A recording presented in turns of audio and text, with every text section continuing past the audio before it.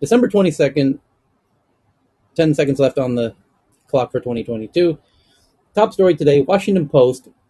The Southern District of New York says that ex-Alameda CEO Carolyn Ellison and FTX CTO Gary Wang, I know where this is going, pleaded guilty to federal charges.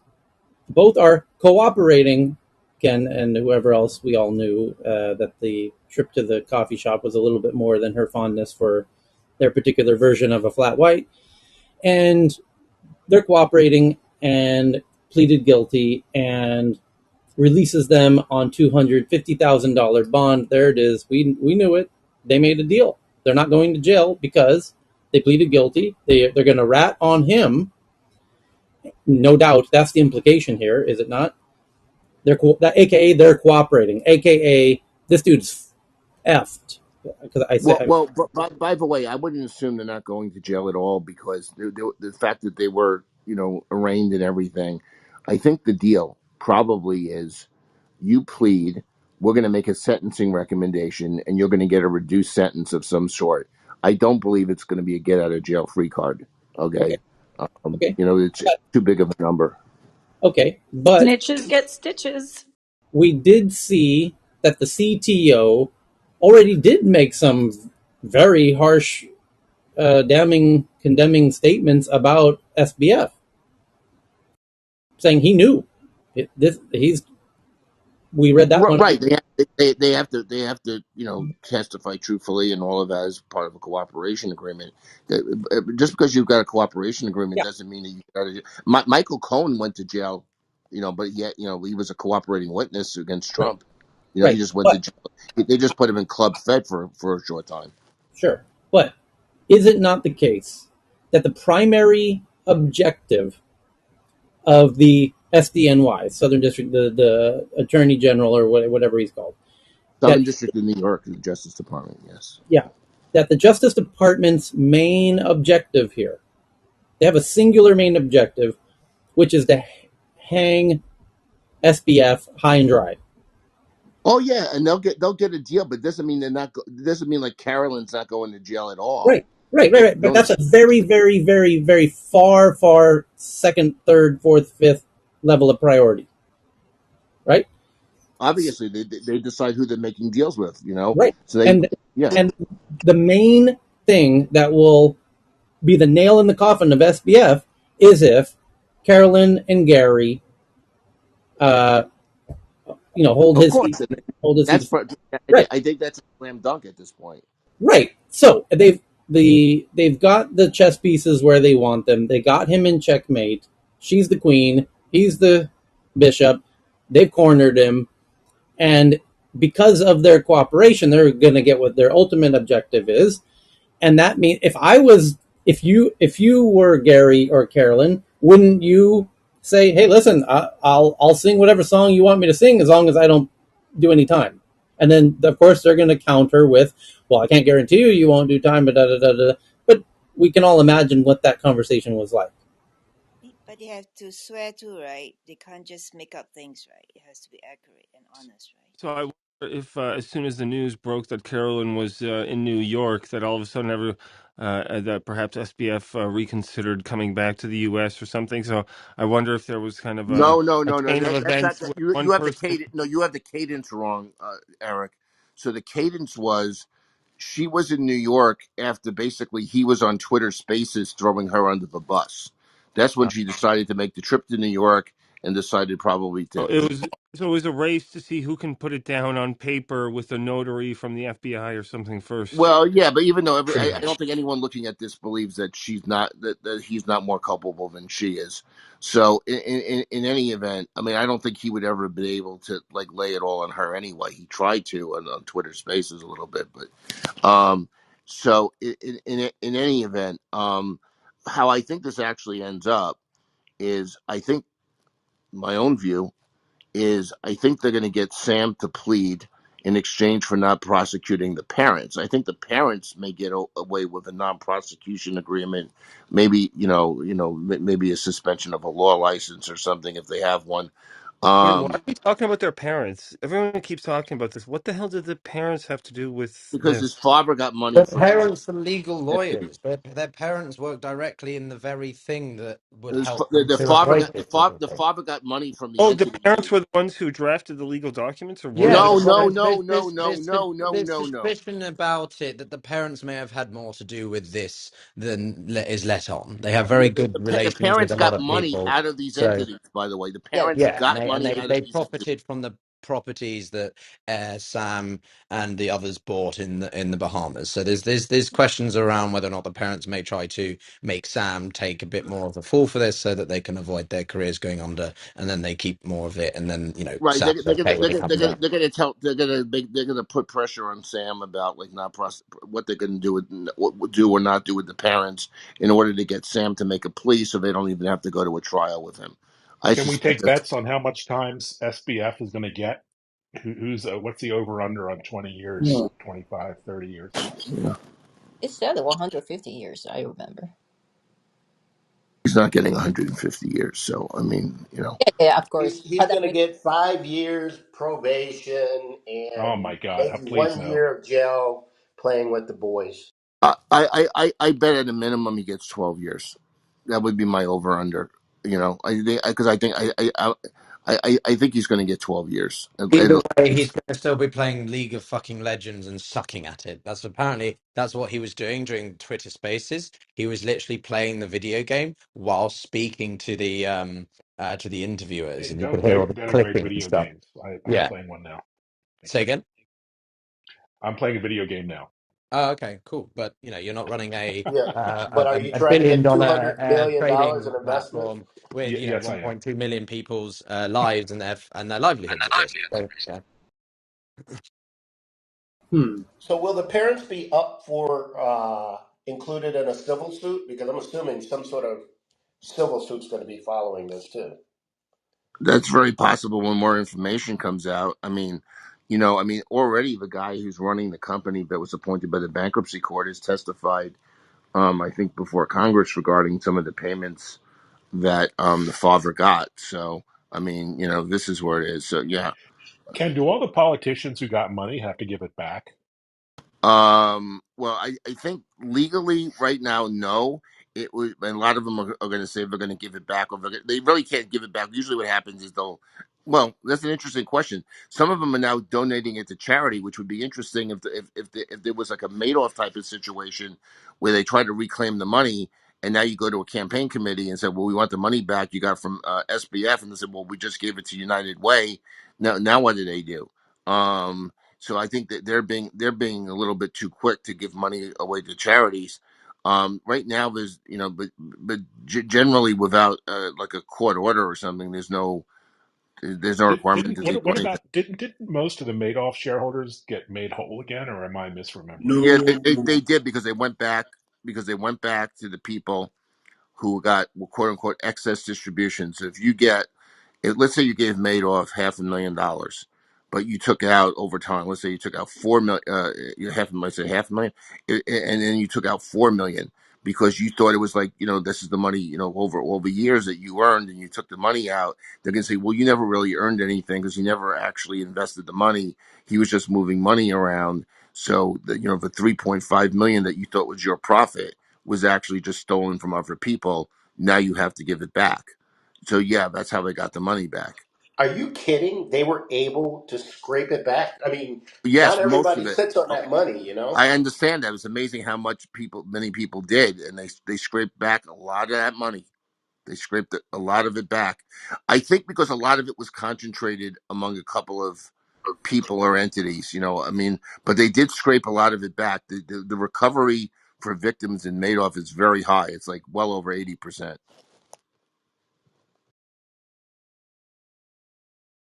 I knew you would Okay. know the answer to that question, Ken. Next up, the SEC charges. Do you happen to know what it was for Mark Sanford and what he was doing shortly after? Because I think that's probably not as high. You talking about the guy who's the congressman? No, no, there was a Sanford Capital something. I think it was in Texas. It was The other guy. I know what you're talking about. No, I don't know if there was a recover. I don't know if there was a recovery there. there was it also depends on who you get running the estate. I mean, the estate and trustee and all of that and their competence. But I mean, amazingly, the Madoff victims had a fairly high level of recovery, because of their ability to recoup. Um, you know, a lot of a good part of the money from people who got overpaid, so to speak. Okay, so the Carolyn and Gary, who are, as the last headline says, are released on bond, obviously have been charged. That's what the U.S. security, the SEC put that out, that they've been charged with defrauding FTX's investors at SBF's direction. And then the next is from Bloomberg. SBF lands in the U.S. to face criminal charges after being taken into custody. And then next, a whole new topic. Mastodon, Nostr, and other decentralized social networks are having a moment despite some complexity, propelled by the apparent decline of Twitter and Meta. Next, how Twitter played a major role in research and science communication, especially during the pandemic, as researchers and scientists leave the service.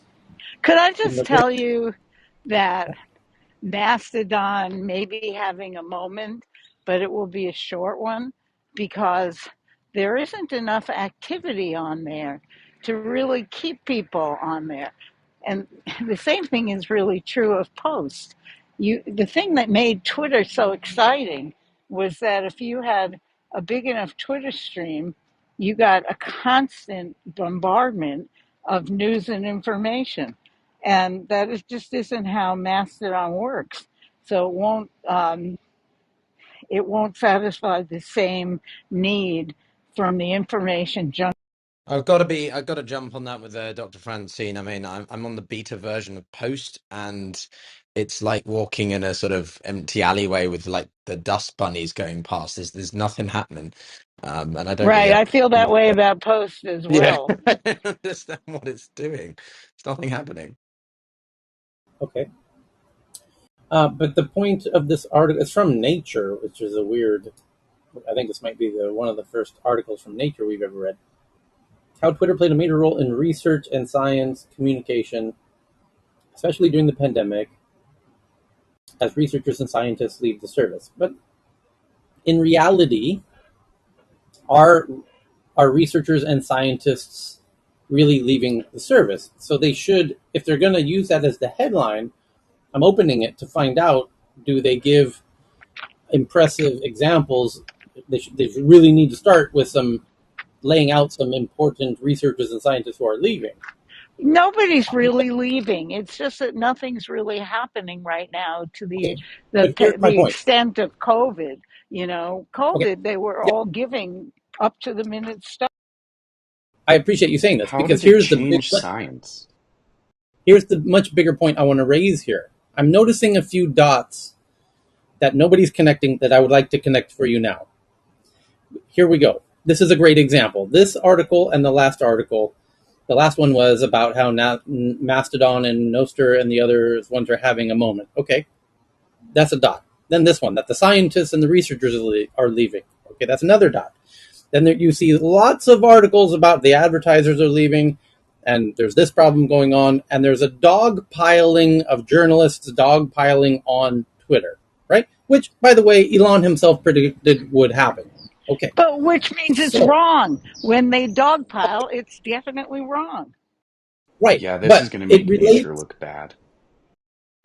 it relates to the false narrative about Elon cracking down on. It was an article we read yesterday where the journalists are doing their best to paint a false narrative that Elon's flight data is public and that he shouldn't be banning the Elon Jet Tracker Twitter account, and that all the journalists who linked to it that got temporarily suspended, and he's forcing them to delete their tweet to the Elon Jet Tracker, that all of that is abusive, authoritarian behavior, and that's why you should leave, and he can't be trusted, and we all got to find an alternative to go to whatever.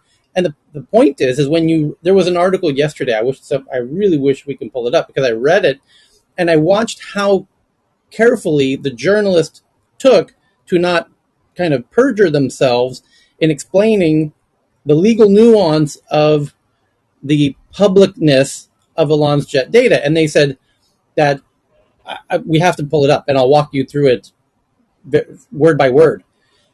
I can guarantee you a lawyer uh, helped craft the sentences of that article because they were dancing on this line of um, knowing Elon can be litigious against people who intentionally, step over the line. So why is it there's a lot of people, and I don't blame. I got very strong on this topic yesterday, as everyone who's in the room knows, and I got strong, and I hope Jennifer didn't take it personally. I don't think she does. She's a really tough cookie, and that's why I felt comfortable going berserk on her, as I have done with Shahin and others in the past, Carolyn and others. I went hard at that moment because I'm really upset with journalists intentionally creating a narrative that generally people are accepting as fact or truth that they know isn't. And they know it isn't and I know they know it isn't based on how they cleverly do the wordings. So,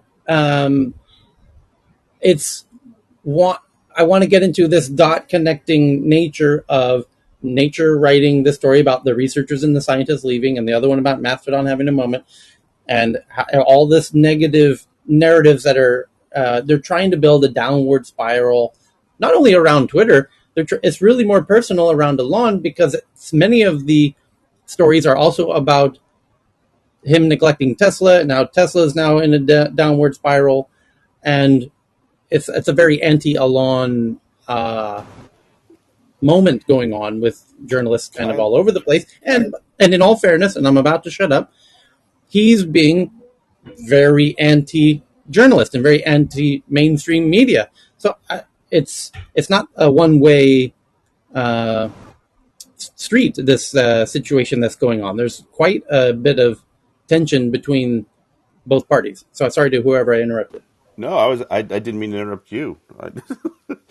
It's oh, what an interesting Twitter 2.0 chapter we're going through, right? I mean, wishing the guy luck, right? Of course, because it'd be great to have Twitter sustainable and actually more than sustainable. But how much I think we all have really learned and taken a great deal from your perspective as the media and editorial for the big media, I guess I'll call it, how they do have, an agenda. Quite frankly, that's the job of an editor, right? But on this specific one, isn't it also just what Elon brought upon himself? If you get real specific to some of his actions, and isn't it kind of just as a spectator, isn't it a little bit manic? Like some of what he's been doing. I mean, he's pretty much demonstrated.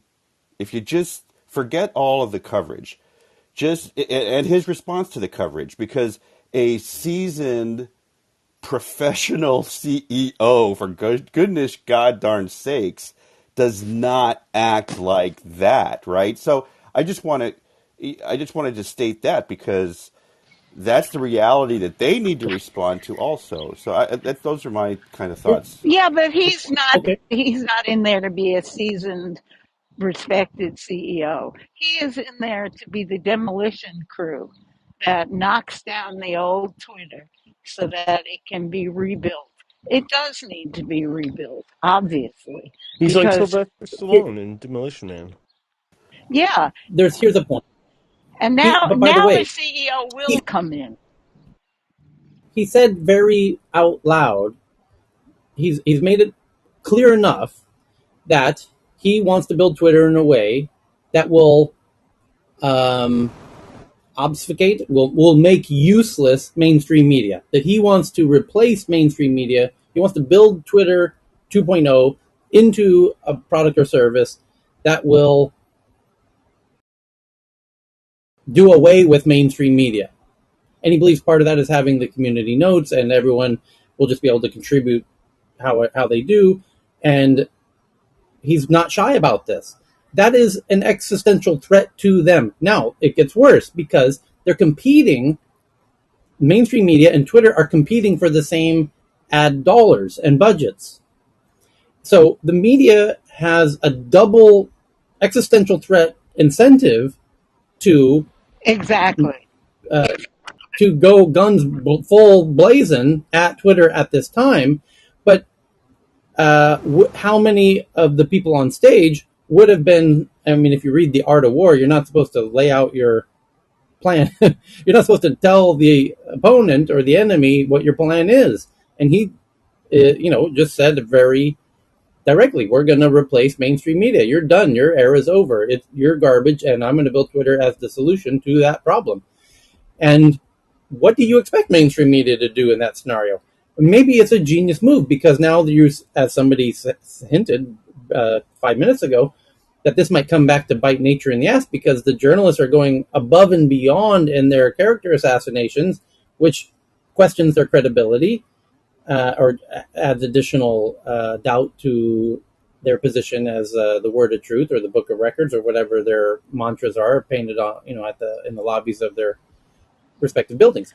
But it is what it is. They're in their own little World War III here, and there's one side is going to win, and one side is going to come out ahead, and one side is going to come out behind. Tyler, A real from what It's I've known from studying journalism, teaching journalism, writing, and all the stuff I've done in my life, journalism died 20 years ago when the internet came and when the model of clicks, you know, became the advertising model. Because at that point, everybody quit writing objectively, so to speak. Not that that's totally possible, but it used to be more possible. Everybody stopped writing fact based stuff and started writing click based stuff. And that's where journalism went off the rails. And it can't go back on because there is no other model. So well, it needs to be there's a double. replaced. can I Well, it's also the case that the consumer, the reader, now has a live streaming HD 4K camera on their person at all times, and that was never. That doesn't help the the ability to create content that's deemed newsworthy is now in the hands of nearly everybody, and it's getting easier. And uh, if Twitter builds its algorithms in a way to intentionally surface this kind of newsworthiness content directly from the sources, because what's happening is this crazy little game of somebody finds something newsworthy, a video or a photo or a story, like we just read about this Radio City Music Hall lady with the facial recognition. What if there are obviously witnesses to exactly that exchange as it happened? And I'm sure Alon is imagining, some people at Twitter are imagining that we don't read about that on some third party publication that is read directly on Twitter, and there's only a few things that need to happen to materialize that inevitable reality, which is you need long form posts on Twitter. Check, that's already in the product pipeline. I can assure you of that. That's a critical piece. That's why Twitter is linking you out to other things, because Twitter doesn't allow you to Verification. write the Verification. You need verification. verification is another, exactly. And video native inside of Twitter, which they have a tiny bit of, barely anyone has access to that. But I can assure you, right, I promise you right now, that's high on the priority list of future product development as we speak. I know somebody who has long form video enabled on their account. Actually, my buddy Jason's posting native Twitter content at long over 20 minutes, or I think he's got up to 90 minutes or 50 minutes or whatever it is now on his account. So that's long form videos coming, long form text is coming, multiple, being able to write your own content as your own Twitter profile, authenticated, verified as yourself, and paid to do so. So now you'll have a financial incentive to do it natively on Twitter rather than on YouTube or on your Substack or over here, or over there, or whatever. And you're going to be financially incentivized to not let CNN borrow the clip or BBC or The Guardian. And by the way, anyone who's ever broken news on Twitter knows you spend the next 48 hours answering hundreds of requests and DMs from all the news publications who want to regurgitate it to their readers. And in a scenario where you're able to publish it on Twitter natively and monetize it, you don't want to share it with those knuckleheads. You want to Can be I? Okay, hold on. sorry. This is the Okay, cherry and the cream on top. You want to be the exclusive source of that so that you get all of the views and thus all of the revenue from it. You are become monetarily inversely incentivized to let those knuckleheads share it. So watch out what happens. This is on the horizon. This is in the next 3 months in terms of product development roadmap for Twitter. And the press know it. thanks. Go ahead, David. So, Dr. Francine put it. She just kind of stated when this chapter started, like 20 years ago, plus or minus, right? With regards to how social media emerged, right? We had cable TV, what CNN literally, what was it, whatever war that was, right? The 24-hour news cycle that started with cable news. And now in our fucking hands, capital F, right? We have these screens, right?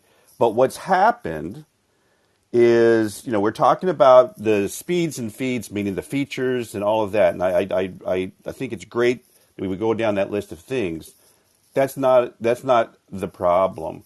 The problem is what we thought was crowd wisdom a few years ago has been hijacked by our monkey brains, and now we are all using, quite frankly, drama. There's a whole bunch of studies that support this. You pit two sides against each other in your tweet, and if you have drama and twist it, that's the most viral because of our monkey brain.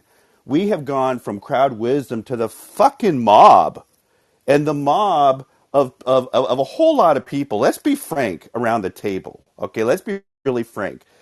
It's great. Let's be dignified with each other and say yes. Everybody has a microphone. Everybody can pick up a microphone. The other side of that reality is you see the who knows 20% of crazy white supremacists, some whatever percent of racists and all that stuff. They have a microphone, and if they are taking advantage of our monkey brains, they are taking this mob psychology thing that we are, a slave to. It's appearing, right? So the problem is not, can we put some features? Can we go after those editors that are making money and have been a part of the fourth estate? That's not the problem, and that's the problem with Elon and Teal, and just line them up.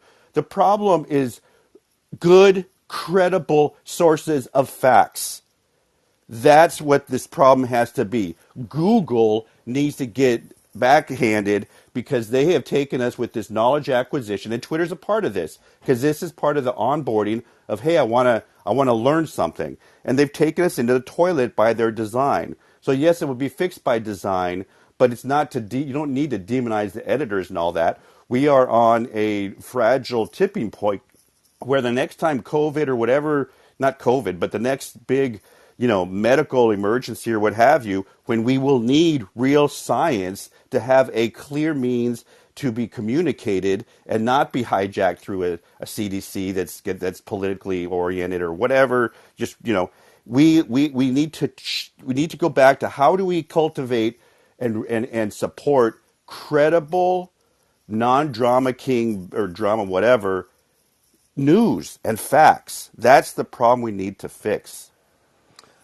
Well, I think, to your point, it took us a long time, right? Everybody has a camera, everybody has a microphone, anybody can be a journalist, right? And that's happened, over the last couple decades. And so, because of the free and open internet, air quotes, there's been absolutely zero barrier to entry. If you want to write about something, get on Vox, write about it. It doesn't have to be true. there's just a volume and a veracity and value issue. And I think to your point, which I totally agree, it took us a long time to get to where we are. Whether you call that misinformation, disinformation on the right, left, or center, nobody really understands where the truth lies, right? Which I think is part of the purpose of this call. And so it took us a long time to get there. So and I'd love Tyler's and the room's input, is it's going to take us a while to get back. So it's going to be playing the long game, the Sun Tzu game, and adding features that slowly but surely guide the right model for a platform, whether it's social media, social commerce, or something else, in the playbook. It's going to take us a while to rid ourselves of that. So it'll be like if you were to hit flip a light switch and say, it's all off tomorrow, well, that would go against exactly what he's trying to establish. And this is not a plug for Elon, but the mission is to have truth. And the mission is to have something that's credible. If we turned it all off tomorrow and we said, here's all the bad actors, here's the bots, boom, boom, boom, then shut them down, that would go completely in the short term against the whole free speech mantra. So I think what has to happen, and Elon probably has to go back to, launching rockets and getting Tesla healthy, right? Because there's going to be a lot of competition both within and outside the U.S. Go focus on that. He's got his lieutenants in place now over the last 6 weeks to get the job done. They understand the short, medium, long term. And I think over a period of time, we'll understand what the blue check is. We'll see the irony of the yellow check for journalism. It'll build into some sort of funny, ironic, but also serious, long-term plan that we never saw when the Model S came out, right? Then we saw the E and the X and the Y. Oh, sexy, I get it. He's got a playbook in his mind where I think he's trying to do the right thing.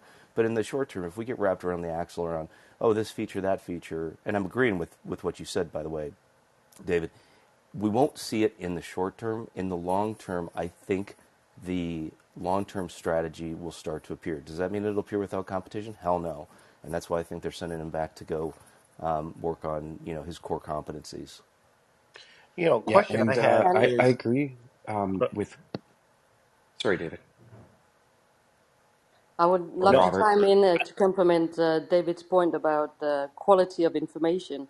And just a short remark that we have seen, like, when we see the movies about people living in the Stone Age, believing in the power of the gods and the stone or the weather, that didn't bring us to where we are today. Facts brought us to where we are today.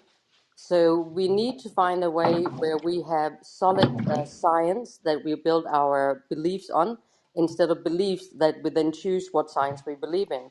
And I think that is of the uttermost importance for us to going from being in a dysfunctional society to becoming a highly functional society. Thank you for bringing up the topic, David, and thank you for the discussion. And I So believe I'll that I disagree with believe that we'll get because there through Wikipedia, the Wikipedia model. We used to uh, laugh at Wikipedia, but it's an unbelievably accurate resource now. this isn't how the monkey mind works, actually. So a person can be presented with all of the facts that are 100% truthful. But if they don't have a healthy mind, they won't deal with those facts in a healthy way. And science doesn't care about our beliefs. The word belief and science should never be put together in the same sentence, ever. That's a problem with today's world. Once it, humans found out that the world, the planet, was round, um, and they were presented with the facts, how well do you think that they handled that information? People are so indoctrinated on either side right now, it is ridiculous. I don't even know if facts right in front of their face would matter. Kyle, you bring up a very solid point. The only question I have, and I'm not looking for an answer here, is we're seeking the level of nirvana when we don't even align on what is truth, what is credible, which determines trust. And keep in mind, there are things that we once believed were true and credible 50 years ago, 100 years ago, about each other, about each gender, about certain sciences, and we trusted that. Who will be the arbiter? Who will know? Who will we trust as to what is truth and what is credible? I don't know if we have the institution systems anymore because it seems to be more there seems to be more of a movement to take away what is credible and question what is possibly true, which erodes trust. I So, think Robert, why you're don't hitting we? on a perfect point there because I believe what you say that trust is the main issue, and actually, not as I said before, that we need to validate facts. So, in my assumption, when I say to validate facts, behind that is that we have to get access to something that we trust. And as the monkey brain will disagree with the science sometimes because of the very, very boring storytelling of science. I think that's definitely a huge issue. But I also think that we're living in a time of rapid changes. And that means that we are changing the way, um, not that we are necessarily changing, but the way that the world are put together is changing. As we're watching, we have a war in Europe for the first time since, no, second time since Second World War. And there's so many as givens that are uncertain now. So we live in a time of distrust and uncertainty. So we have a huge challenge ahead of us in finding a system where we start gaining trust in something and each other again in order for us to move forward.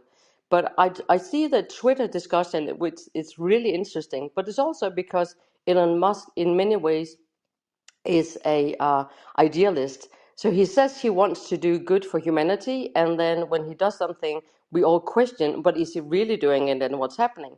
But what's interesting is that we have a big tech brain with a huge knowledge and insights, and he's actually working with both the tech but also with his visions of how that will shape the world. And I think that is where I get triggered, and I really enjoy these discussions. That it when we move in that direction as well, talking about how to shape the future, because it is us who's co-shaping the future. Over and out from Ben. So, Susie, thank you. Susie, thanks for your comments. I would, so a place to start with your trust is in physics. Just start with physics and build up. It's simple. You won't find, nobody in this room will ever find anything that contravenes everyday physics without a particle accelerator or a very large telescope. Nothing you encounter. Except for You the can string do Well, that theorist. with in this tabletop room. physics. Well, String theorist aside, yes. no. That Okay. so, and Um, the other thing is, why aren't we validating more for ourselves?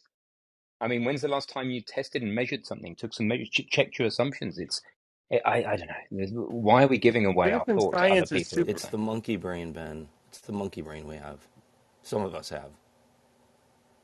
Uh, Yeah. so Elon just tweeted out that they're going to add view counts to tweets now. And he says you'll be surprised how many views happen because 90% of people never do any kind of public actions like liking or retweeting or commenting.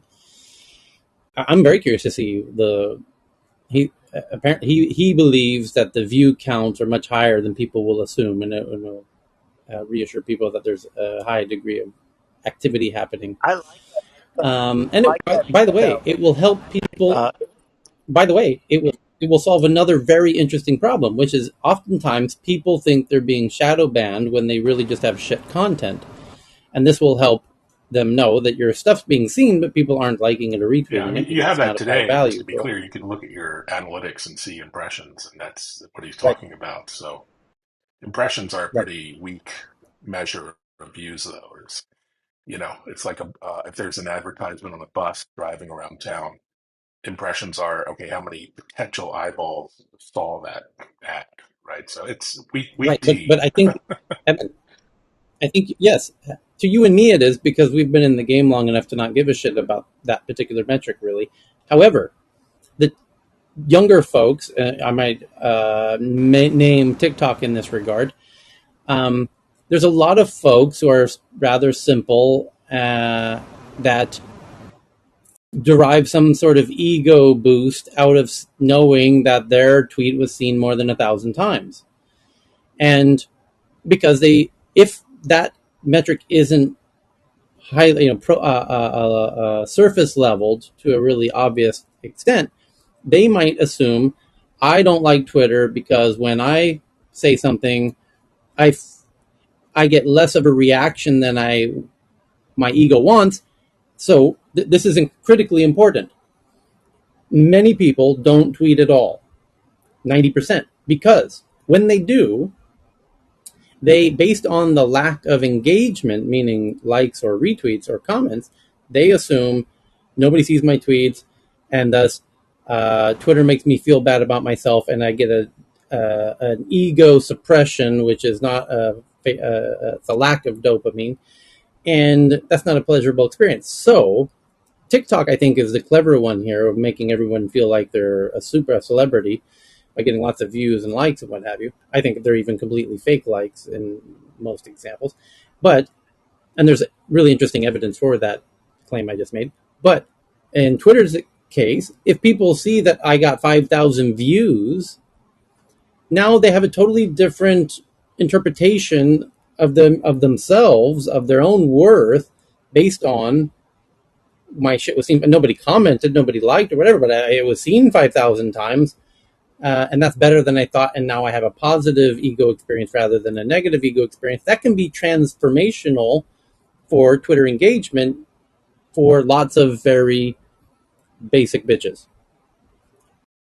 So I think it's a test. I mean, maybe if it's not good, they'll remove it, but it's a smart thing to test. Anyways, I predict that it'll have positive net effective engagement from people. You'll see more people tweeting as a result of You're it. right. Anyway, It will. It's a Twitter very rolled. important dopamine squirt about just having being seen.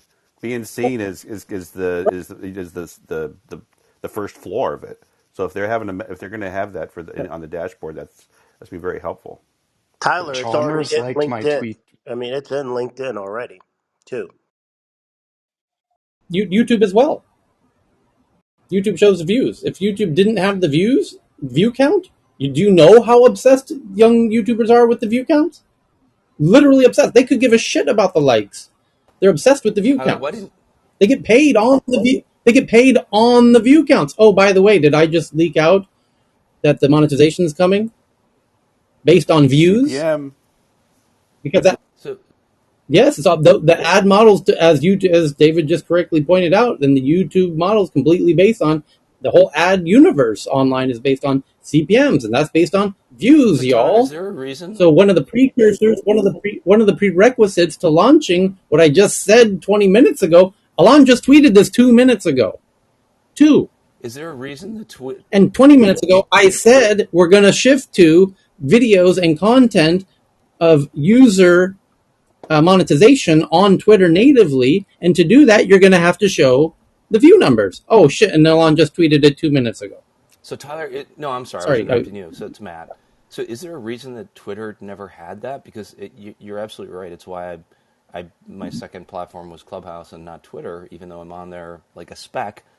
Why didn't they have that? I mean, that's engagement kind of rule number one. Was that just a lack of leadership? Did they do it by design? Did they not want to have the dopamine hit? I, I'm guessing, but knowing a little bit about uh, Twitter optimized for aesthetic beauty rather than No dopamine. way. It's so ugly, the user interface. What are you talking about, Tyler? No, no, no. Every pixel that you introduce into this, very mobile friendly interface, they don't want to introduce things willy nilly. You have to be very selective. You have a very small canvas to work with, and you have to be careful about what you add and weigh that very carefully.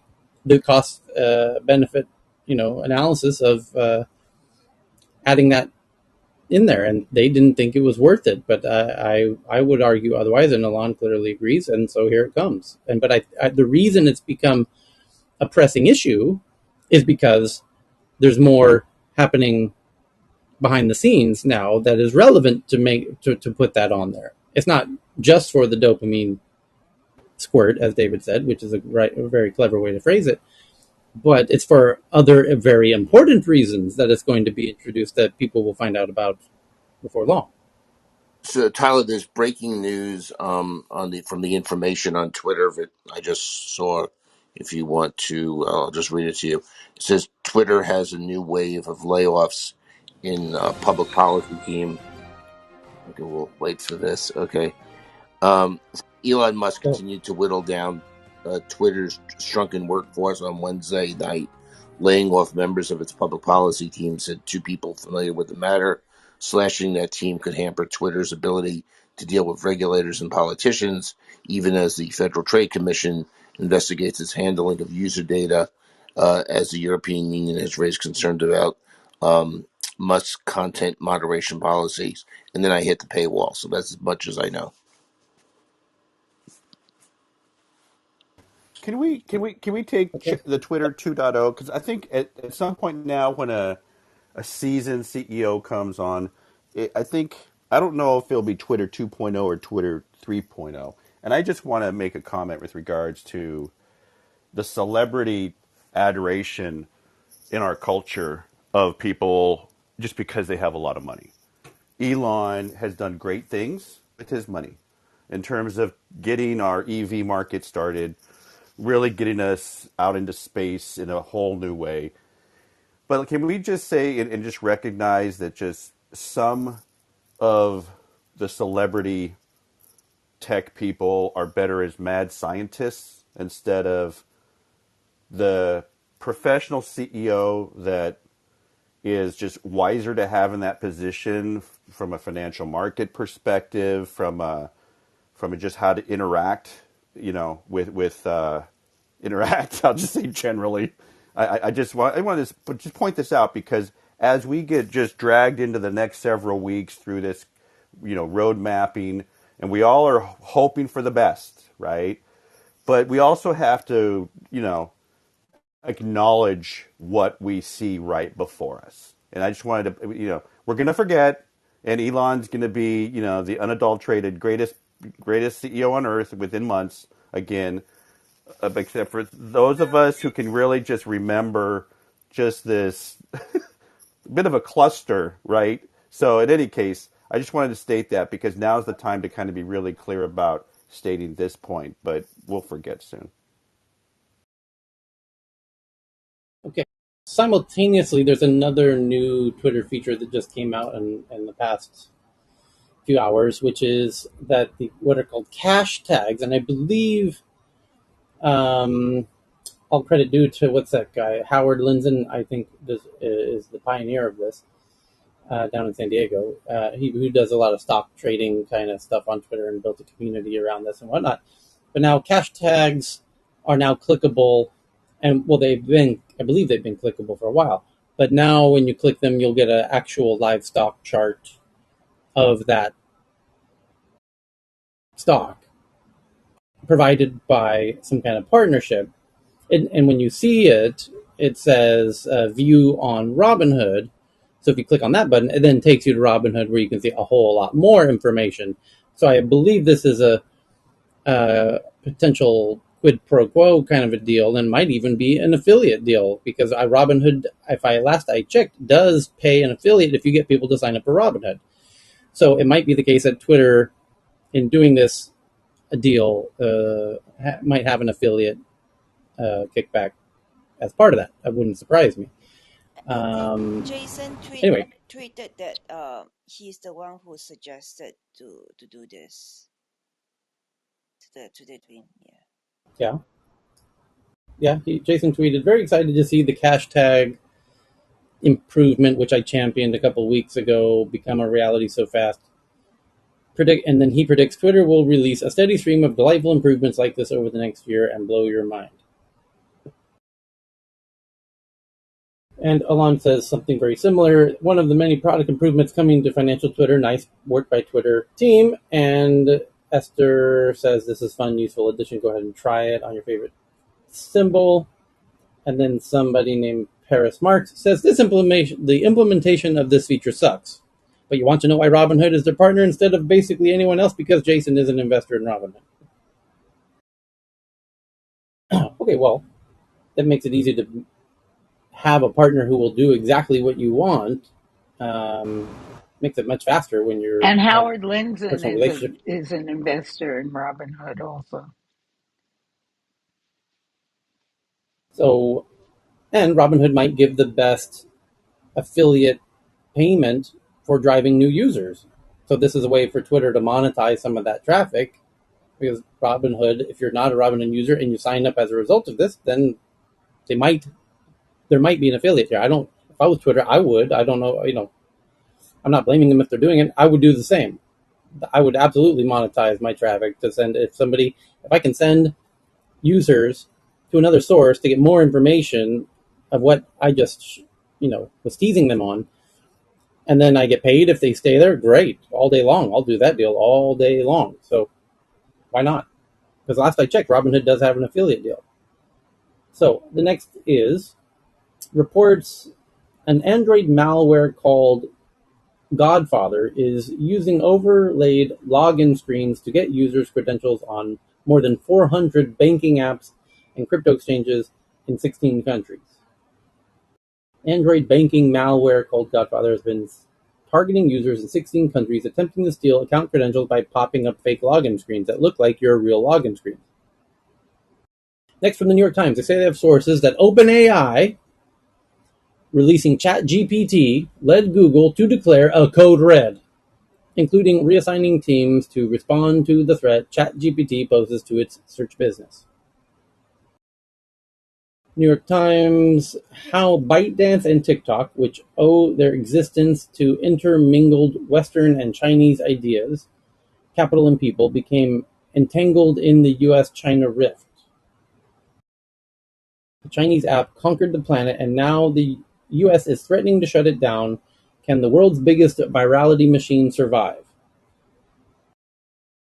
Related from Reuters, they say they have sources that aiming to appease the US government, TikTok offers to operate more of its business at arm's length and allow more outside scrutiny by Oracle and others. Right, yeah, they know that the US is shaping up to ban them, and they're just letting you know we're willing to do whatever it takes to stop you from banning us.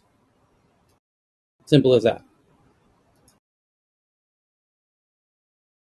By the way, they're going to ban it. I know Ken has my favorite argument for why they won't is Ken's, which is it's going to piss off voters, young future voters for they're going to get incredibly pissed, and they'll be there. You'll even see protests, and then you'll get politicians being pro, for, and against TikTok. It's going to be wild to watch it go down, and I just really hope this doesn't devolve into another left and right polarizing issue, because the right clearly seems more in favor of this than the left does at this point. Google's so I'm eager to see who on the left is in favor of it to kind of make this a bipartisan issue, more of a bipartisan issue, because obviously Marco Rubio's bill clearly has some people on the left co-signing it, but I don't know who they are. But anyway, Google's display network, which places ads on more than 2 million websites, lets site owners stay anonymous while putting ads beside pirated content, porn, and other disinformation. So the point is that Google's display network, which allows placement of ads on more than 2 million websites, lets the people who own those sites stay anonymous while having ads on their sites. And their sites might be porn sites and pirated content sites and disinformation sites and whatever. And so here's a publication criticizing Google for allowing you know bad actor websites to monetize, and that what they're suggesting is that Google should have moderation around who they let use and show ads and monetize. And so here comes once upon a time, not that long ago, 10 years ago, um, nobody thought Twitter should have moderation of any kind. Nobody thought Facebook should have moderation of any kind. It was assumed that they wouldn't and never would. And now you have a huge amount of momentum pushing Twitter and Facebook and everybody and Instagram to moderate all of the content. And how dare you have this? There's a video on your platform encouraging something I don't like, and all sides are all pissed off all the time. And this endless debate about how and precisely the how to moderate has become like one of the biggest issues du jour of 2022. And now it's going to bleed into everything else. And you're even going to see it in really weird places. I imagine scenarios of there are companies that refuse to engage with Russians. I mean, there's a lot of tech companies that stop doing business in Russia, period. And so, for example, you have Russians here in Thailand, as it's one of the few places Russians can go, and then you have they're in a real tight pickle of how they can even spend their Russian money because their banks cards don't work here. They don't have Visa and MasterCard anymore because Visa MasterCard banned Russia. So their credit cards don't work. PayPal won't work with them. Apple Pay won't work with them. Google Pay won't work with them. What's a Russian to do once they arrive in Thailand? How the hell are they going to spend any money here? This is my point. By the way, Booking.com won't work with them. Guess what? Airbnb won't work with them. So how the hell are they going to find a place to stay? So this can go further. You can have big hotel chains. Marriott doesn't do business with Russia anymore.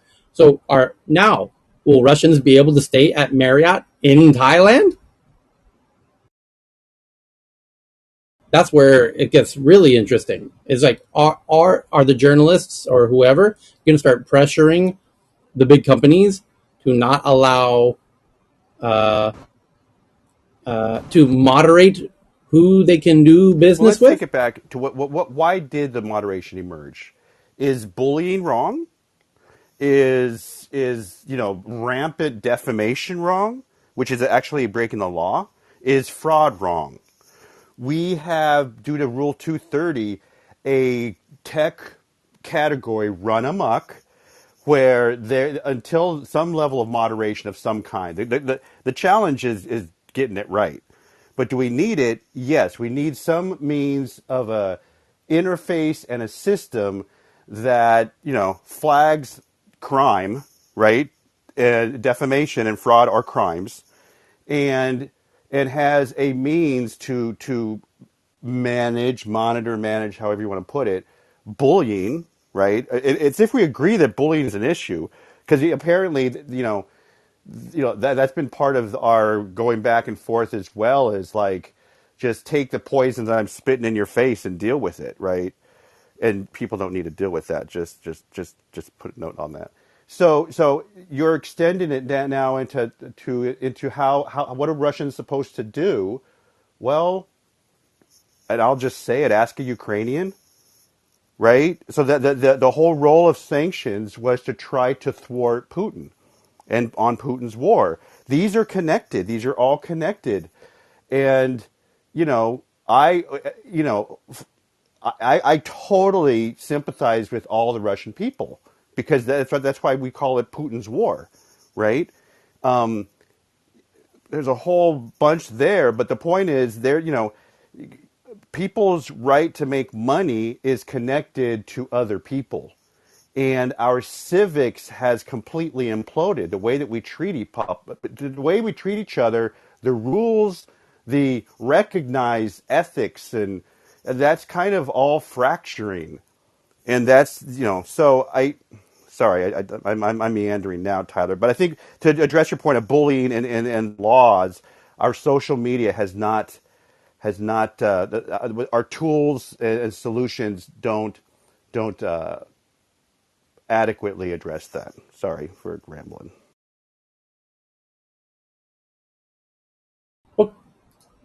Okay, so next topic is Bloomberg says they have sources that at a town hall, Tencent CEO ranted for 10 minutes about staff laziness,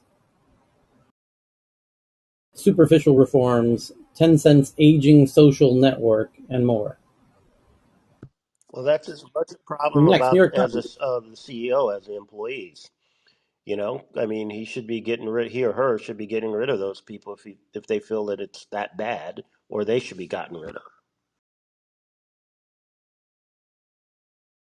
New York Times analysis of 1,000 reinstated Twitter accounts. Most are deeply partisan, support Donald Trump, and spread misinformation on COVID and election fraud and QAnon. And oh boy, did I not call this 30 minutes ago. It's a New York Times article doing analysis that reinstated accounts are Twitter's becoming QAnon is the narrative. Okay, told you. Uh, anyway, get ready for endless amounts of that. It's just that narrative just going to keep rolling. Yeah, and if And the next, people should be really upset. It's really kind of almost taking.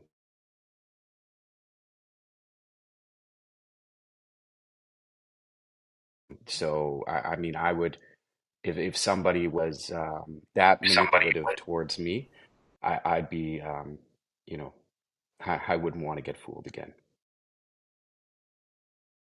Bloomberg says customs data: Chinese companies imported $2.3 billion worth of semiconductor manufacturing machines in November, which is down 40% year over year and the lowest level since May 2020. China's purchases of machines to make computer chips contracted in November to the lowest in more than 2 years. Next, uh,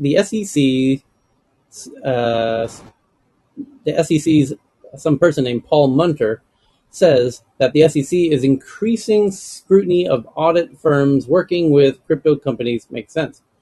Warning investors to be very wary of some claims. Yeah, I don't blame them based on all the shit that's going down in crypto land at the moment. Next, from Forbes, it's a profile of a stablecoin developer called Tether, which is one of the major ones, which has withstood huge redemption runs during the current brutal crypto winter, blah, blah, blah, blah, blah. Next, Engadget says this is news. Google open sources two of its latest privacy enhancing technologies, including one that blurs objects in a video as part of its protected computing initiative. Blurs objects in videos. So it's using AI to do object recognition or detection and then blurring it based on what I don't know. Maybe somebody knows. European Court of Justice says Amazon could be held responsible for breaching Louboutins trademark. That's like a popular shoe company, Yeah, Christian Louboutin. expensive women's shoes. Yeah. Um, Violating or breaching trademark rights by selling counterfeit third-party red-soled shoes. So apparently, Louboutin, or however it's pronounced, I guess they have a registered intellectual property of having red-soled shoes. I didn't know you could patent or trademark the color of the sole of the shoe, but maybe they can. Next, Two Simple confirms plans to lay off 25% of its workforce, which is 350 people. The Verge has done a Q&A interview with LinkedIn's chief product officer on the number of people hired via LinkedIn, and the U.S. government entity list also targets newer Chinese chip companies, including PXW, which are more more vulnerable than established players like Huawei. Okay, so here we are, another day, another addition to the U.S. government's endless growing list of banned Chinese tech companies. As I told you would happen, that list is just going to keep growing endlessly forever until they're all banned. For the reasons I keep mentioning and repeating, but I won't bore you with that. Next, Financial Times says they have sources that Alphabet. By the way, I I wonder to what degree I predicted that whole sanctioning of Chinese companies was going to get underway before it had really started getting underway. Maybe the Ukraine, And Russia. around the time that the U.S. was cracking down on Russia, I said, "Watch, we're going to go to China next," and now we're doing quite a significant, but within one industry, heavy sanctioning on China in a way that most people don't know is happening. And how do I know people don't know it's happening? Because I saw a really interesting article yesterday. I forget which article it was though, and all of the Twitter comments about it was, it was the fact that now the U.S. is banning all kind of chip technologies of all kinds going to Russia. That all the semiconductor companies that we've been banning from doing business with China, we know those because we read those every day. The U.S. is now banning NVIDIA, everybody, any AI companies, any chip companies from doing business with Russia. And the comments on Twitter, and there was tons of them. It was a really popular tweet. It had like 10,000 retweets or whatever, and 2,000 comments. I read the comments. Guess what all the comments said? Big whoop, who cares? Russia's just going to buy all those semiconductors from China. I'm not joking. Hundreds in a row all said the same thing. Big whoop-de-doo. Russia doesn't need to buy it from the US. They'll buy it from China. Oh, yeah. Well, clearly you've not been Yeah, following maybe tech they news, thought my friend. Taiwan You don't know belongs to what's China. That's why. perhaps. But they're sorely mistaken because China's not going to have chips to give to Russia. And we're going to allow China and Russia to cozy up together and, you know, lock them into. And by the way, oh yeah, I think it was a Peter Zeihan comment about how Russia's going to go back to Cold War era technology in the near future. And people say, oh no, they're just going to get the chips from China. Well, not exactly. So the people don't know this is happening. Is my point. Welcome to People aren't 2014. aware. Yeah, and it's about Next time up, that people do become aware, and I think that's why we're getting more mainstream news stories, and they're kind of slowly letting the public know about the actual real problem and conflict. But the amount that just the interesting part here is espionage, and so how if that many people are unaware in a country, how easy is it to utilize certain tactics like propaganda and um, make that population even more unaware and more distracted, more fighting more amongst themselves. It's very easy to do. So that's, a part where if I was looking, I would want to start informing the population so they're not manipulated by outside forces. okay, here we go. Financial Times says that sources that Alphabet, that's Google, Meta, that's Facebook, and Salesforce are seeking to abandon leased office space in London and Dublin. Amazon and Microsoft put London expansion plans on hold. Yep.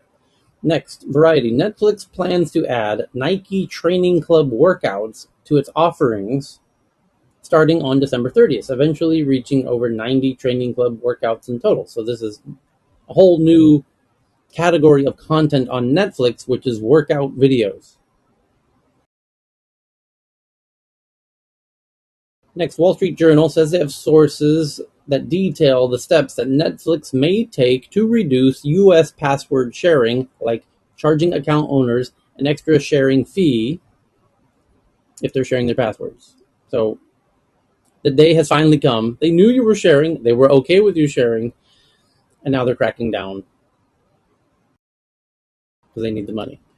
The FCC, I will skip that. A look at this is Washington Post. A look at the intelligence and battle management system built around software developed by Palantir that has given Ukraine a high-tech edge in Russia's war.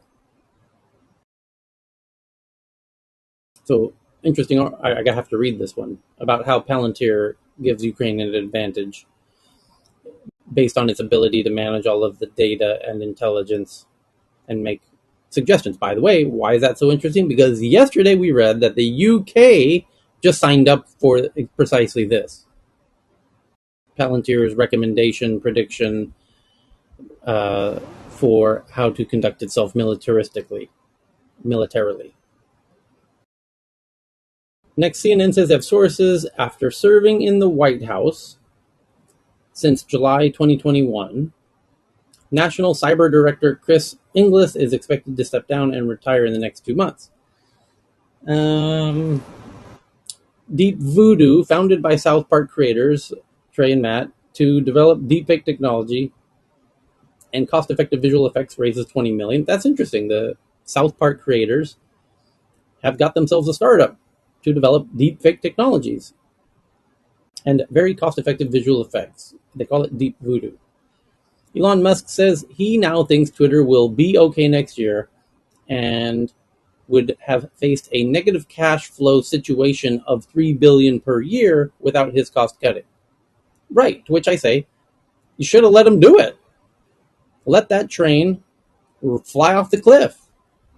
and then go buy it when it's in the bottom of the Grand Canyon. He's somewhat arguing that Twitter was heading for financially very severe financial downward spiral, a death spiral. And I don't think he's wrong. Looking at how Twitter operated and how Zuck was very reluctant, but did what he needed to do in the end of cutting people, and he made that very tear jerking video of having to lay off everybody, and everybody's doing it. Everybody's doing it. We all know. We read hundreds of articles over the past several months of all the big tech companies cutting off everybody, and the big ones were the last to really want to have to do it. They only did it very begrudgingly, kicking and screaming. And I don't know that Twitter would have done it based on the corporate culture that they had. And that would have put can be very, especially with Parag as the CEO, who's never had to deal with those kinds of issues. He's a developer. He's a CTO. It would have got messy if they didn't make the right decisions to cut. As Elon's saying, if they had not made those cuts, they would have been negative $3 billion for the year. How do you crawl yourself out of that? Next, from Kuo, Apple plans to postpone mass production on the iPhone SE 14. We read that yesterday. Okay, those are your big boring headlines for today. I've only got 15 minutes left myself today. So did anyone have a good tweet that we need to go? Somebody found one. Matter of fact, I found this one. It's a video. You got to see this. I'm going to retweet it right now to the Tech News Twitter account at TNATW, which is pinned at the top of the room. Thank you, Cheryl. And I just retweeted it. And what is it? What is this tweet that you should see? The first fully automated McDonald's. It's a normal sized McDonald's. It's got a slight redesign to it that makes it look kind of slightly more modern, futuristic, a little more Helvetica. There's no staff in the entire McDonald's. None, not one. A completely fully automated Did you McDonald's. pin this up to Uh-huh. the top or No, the Twitter account is okay? pinned to the top. I just retweeted this to the Twitter account. So if you click the link at the top of the room, it'll take you to the Tech News Twitter account, which you should follow because we're going to be moving Tech News around the world to that Twitter account starting January 1st. All aboard. The AIs are taking over. I just want And to add that ChatGPT, this is like the blue collar kind of watch out for those jobs. Well, the white collar jobs are also being eaten up. So I know, Tyler, you've spoken about the Thai language and translation and ChatGPT. I don't know if what I'm seeing is what I want to see. Perhaps I want to believe too much. But it is interesting the capabilities of ChatGPT, specifically when asking, "Hey, convert this to Thai script for me," and just within a few cycles of conversation, you're able to get something that's would have otherwise taken perhaps a few $100s in translator fees or legal fees. So it's quite the disruption at the end of the year. So I'd encourage folks to check out ChatGPT while you can, while it's free, so you can get to working with it or understanding at least how it works, because there does seem to be a sort of like horse whisperer strategy to it. But the robot here with the automated McDonald's, it's a double front. We're screwed as a species, basically. so the tweet is by somebody named Elijah Schaefer, and it shows a video outside and inside and drive through. Even the drive through is fully automated. The robot hands you the shit through It's the in drive through Texas. window. Tejas. Love it.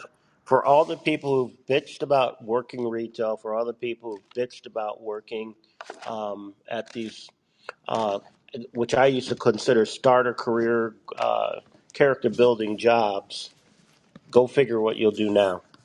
Hey, So Tyler. the tweet says, "You asked for $25 minimum wage. You got a fully automated McDonald's in Tyler, Texas." curious. This one, is it a franchise? I mean, because McDonald's basically is a real estate company, right? So this is not, this is No, direct.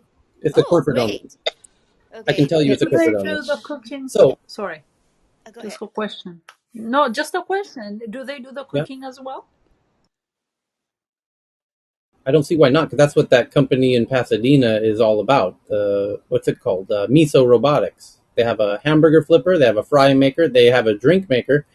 The hamburger maker is called Flippy, the drink maker is called Sippy, and the French fry maker is called Chippy. And then they came up with, they already have touchscreen ordering systems all throughout Scandinavia. All of the ordering's been all done automated anyways in all of Scandinavia. So they added it to this Texas one. So you do the touchscreen ordering, and then it makes the shit. The robotic, they figured out a way to get the goods from the Miso Robotics stuff to you on a tray somehow, and you can see it. There's a video of it. It shows the robot handing you the shit through the drive-through window. But So at this this, is why But this conspiracy one, theorists are crying about the Great Reset. this one, Well, I didn't, wasn't some tech bro in here screaming that this was exactly this would come as a result of the more that the lower minimum wage goes up, the more viable this becomes as an alternative? All day long, because the price of this stuff is going to go down until these magical lines cross. This is critically important for everybody to understand. The cost of this robotic stuff is dropping just like the cost of hard drives and the memory cards and your flat screen Amazon. TVs. So the price of these robotics shit is nose diving as we speak. The cost of the human labor is increasing as we speak. Those lines eventually cross, and the robots become cheaper than the humans. That moment is today, right now. We are literally today. Those So, lines just by the way, crossed Tyler, today. if you look at so other So, articles on this, by the way, there are human beings cooking the food. So, what the part that's automated is the yeah, ordering right? and handing off the orders and all of yeah. that. But there are humans. Or they don't have to be. By the way, that Miso Robotics company in Pasadena with the Flippy and the Chippy and the Sippy, they just announced a big partnership with what was the major franchise? Chipotle is now using them. KFC. They have. You can't name a big, massive U.S. Fast food brand that isn't in the pilot or post-pilot phase with the I Miso got Robotics stuff. served by a robot and cleared by a robot at a small neighborhood Thai restaurant in Phoenix. well, Get so ready when here's the issue: the robotics. One of the key parts is the programmability and the cost of the programmability. In addition to the hardware piece, China's going buck wild. They see this as one of their biggest opportunities for the next 10 years to make, and then they have an actual program to make 1 million robots. Or is it 10? Is it 1 billion robots? Must be 1 million. 100 million? So, if they have an official name for it, as all big CCP programs do. Anyway, the 100 million robot program or whatever. The point is they want to get the robotic arms down to under $1,000. They're currently $5,000. Sweden is currently the big player. It's called ABB. It's a big Swedish company that makes. They're the world's big 800-pound gorilla in making robotic arms, but they charge a lot of money for them, as Swedish companies would. China's completely ripped it off and replicating it for $1,000 as China would. And they see this now that the time has arrived because the labor costs are going up and people don't like working anymore. And as the Tencent CEO was just ranting about for 10 minutes, these people are lazy sacks of shit. I just saw it firsthand myself in my first visit back to the US in a decade. I was aghast and appalled at the non existent work ethic of every place I visited when I as many of you, I don't know if I told people I flew home. Anyway, I was doing tech news from back Yeah. home in September, and holy shit, are people just from Starbucks to you name it? It's just, oh my god, that 10-year gap gave me the opportunity to witness the change of work ethic over night and day. I'm still shook by it, and the cost of employing those people who don't want to wear shoes to work anymore and who want to be able to walk in 30 minutes late and drink beer under the counter. And I couldn't, I still am shook. Anyway, why wouldn't you give your customers, I can tell you it's a better customer experience in Scandinavia at McDonald's, vastly superior experience than dealing with those types of people who don't want to work there for minimum wage. take them out, replace them with a touchscreen. It's a far better experience. I know because this is how Scandinavia's done it. Because the cost of McDonald's employees has been $25 in Scandinavia for more than a decade. But They're here $35 is my in Denmark. question, Tyler. Now, you nicely put it like the cost of labor is going up and crisscrossing and meeting with the cost of the robots and stuff. And now I'm just wondering when the cost of those foods and the people who are buying, where are they going to get money, or when are they going to start losing customers? Because you really do need a purchasing power, and I don't know, I really have no idea what the customer base is for McDonald's, and I don't think it's a high end. Not really rich people do not go to McDonald's. So if their customer base is actually a lower income customers, lower income people, and if they don't make the money and spend it in the McDonald's, then who buys it, even if it's cheap? Tyler, You're the right. talking about like the Ford model, where 100 so years ago, Ford was basically, yeah, I pay my workers pretty well so that they can be my consumer. But a good point. But I think that particular crossing of lines might take a while. I No, so don't think that's Robert, coming that's back. well, it's trying to come back, right? But the right framing, Tyler, is that this is like the third punch, or the third strike to the middle class. And picking up on Robert's point, that was, Ford was an interesting character, but there was so much wisdom in that strategy he had with regards to his how he paid his employees. And you've heard me say this many times, for decades through the 20th century, as with the rise of the unions, and I know they're broken, Ken. They can easily be whatever misled or what have you. But that rise of the unions and of the creation of the middle class in that post 20s kind of crazy times was what birthed the dream, the American dream. Okay, so we've had now with Reaganomics, we've had just a full optimization solely on corporate profits. Although Nixon gave us the EPA, we've completely shit on natural capital value as we've RAPED'd our environment. And through the optimization of profits, you have squeezed the middle class. Also, the cost of higher ed has gone to astronomical levels. Automation has been kind of a sleeping. It's like cancer. It's like been a sleeping disease that we don't talk about as much. But in addition to globalization, automation, as you've been saying, Tyler, spot on, is going to be a real emergence. And now we have AI, where no one's fucking job, it is going to do to knowledge workers, the likes of just do your write your script for the dystopian future. Okay, everybody's at stake with AI. Give it just 18 months, 2 years, and the capabilities are going to be just really disruptive. So, Tyler, I would like to offer this. I know that you have a lot of experiences with people that got participation awards. I know Robert will laugh at this. Participation awards when they were growing up. I understand that, right? We had a parenting issue there for a while, but we need to help the next generation, Tyler. We need to help them. So I would look to managers to try to help them. I hope that people who do feel that disgruntled, because there is a massive part of the of the younger people that are disenfranchised and depressed. But you know what? It's for good reason, because of the world that we're leaving for them. So let's just take a big breath, Tyler. You're not as old as I am, but let's hope that we can start to represent social capital value for each other in the 2020s, because the 2030s, y'all, it could be very dystopian that early. And what you're talking about is Okay. really it would take a country uh, to have, I don't know, let's just say a set of wise leadership across multiple sectors to figure out.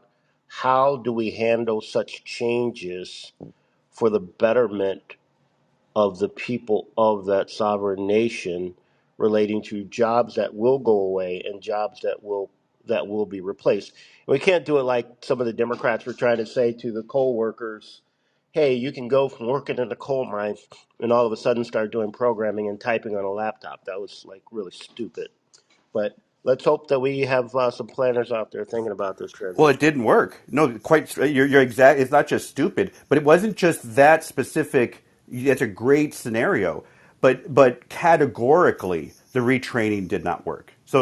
How do you get retrained when your job is when you train the AI? Let's get the right snapshot on this. Do you remember when jobs were being outsourced, and you have these stories, even movies, comedies about training people for the globalization, right? You're training, you have to fire your whole team, and then you're training people around halfway around the world on how to do your job. We've trained the AI, and we're going to keep training the AI, right? And then our job is going to get sucked into the machine. That's what's happening. So there is no retraining of us because our compatriot or the job we're aspiring or that we need to pivot to has been sucked up by the machine. And I know this is very general, but remember in early globalization in the 90s, early 90s, the C's that were in effect back then, it's not going to happen abruptly. But those turbulent seas are out there every single day as new innovations get money from Sand Hill Road and wherever with a complete disregard to the socioeconomic fracturing that it's causing. Out in the western part of Chicago, I used to live out there. They were trying to build a Silicon Prairie. And out where we lived were a ton of engineers across, you had the Motorola's, you had the Bell Labs was pretty big there, just all those companies. And for those of us who saw this globalization where you had people who had 20 odd some years or so, scientists, engineers, you name it, training people abroad. If you guys could have seen the malaise and the concern of all those engineers that saw themselves being phased out, it was very interesting. Now, granted, for those people, they still had pensions, as they were being phased out. They still had big savings. But this next wave is going to be a lot different. And the running joke back then in Naperville, all these other places in Lisle, was that, yeah, you go to Home Depot and you had probably some of the most highly educated people in the world because they were trying to figure out what was next. But for this next group that doesn't have the pension, and the floor that some of us had or those other ones had. Yeah, I agree with you, Ken. David.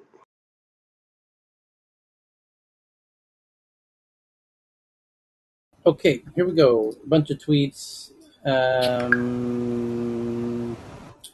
in no particular order.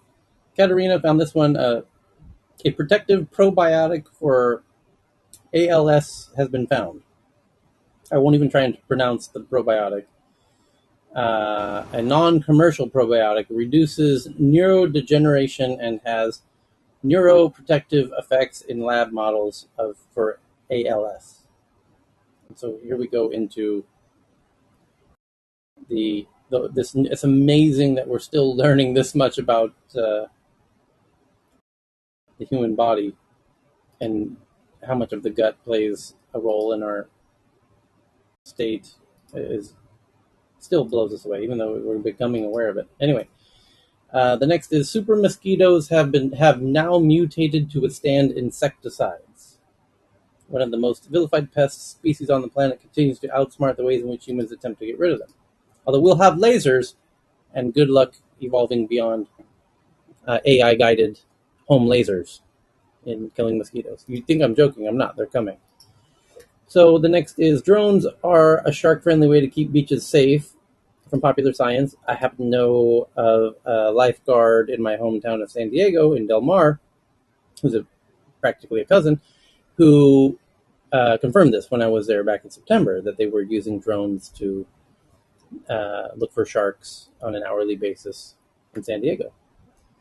every morning before people start arriving at the beach, they do a shark check and report on it, where the sharks are. And they find where the sharks are out covering the whole coast of San Diego, so they can monitor them. Anyway, Evan found one that the Facebook employs many ex-CIA agents and ex-FBI agents work at Twitter. So they've done a breakdown or an expose of former intelligence agents at Google and Facebook and Twitter and what have you. And this is kind of following up on the Twitter file leaks of how the Twitter was colluding with the FBI in some sense. BB found one from South China Morning Post that China is running out of delivery drivers. As COVID sweeps the nation and they become more dependent on delivery drivers, as people people are calling in sick, and even delivery drivers are calling in sick. And so Beijing and Shanghai and other municipalities have called on healthy citizens to help deliver food takeouts as It's more an riders call echo in sick. that you mentioned that China's this robotic future. It's a plan called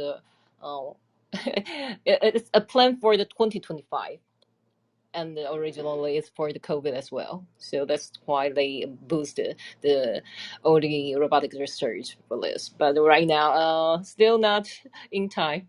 Very lack of labor for deliver. Okay, next, also from BB, a new app wants to pay you to share your data for advertising called Caden. Hopes to give users thousands of dollars a year under one option of its data sharing system with lesser payments for more limited information. I had the same idea many years ago, to be kind of a broker of people could opt into, and then all of the advertisers and platforms would work with this company who had all of this kind of approved data from the users, and then the users would get a cut. And same idea. I assume it's nearly identical. Yeah, it's a data marketplace opted into by the users. Anyway, and then the hard part is you got to get the regulators to ban every other, getting the data directly from users, or educate users not to share their data directly so that they can get paid for their data. Anyway, speaking of this, leads to the next one.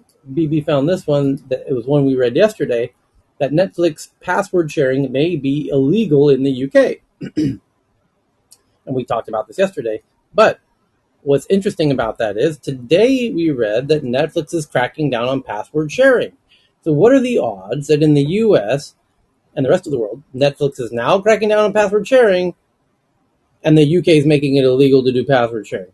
Do we imagine that Netflix had a meeting with the UK and is working behind the scenes to pay some lobbyists to pass this legislation? You better.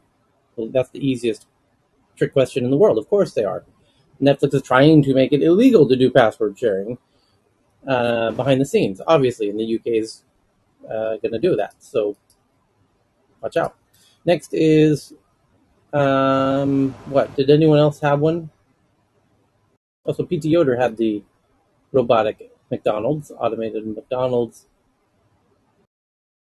And there we go. I've run out of time. So that's it. 8 minutes Thank over. you. Thank you, Dr. everybody. We'll do it again Francine has tomorrow. a room which I've been on top starting in, I think, 1.5 hours' time. What basic human rights do we need for democracy?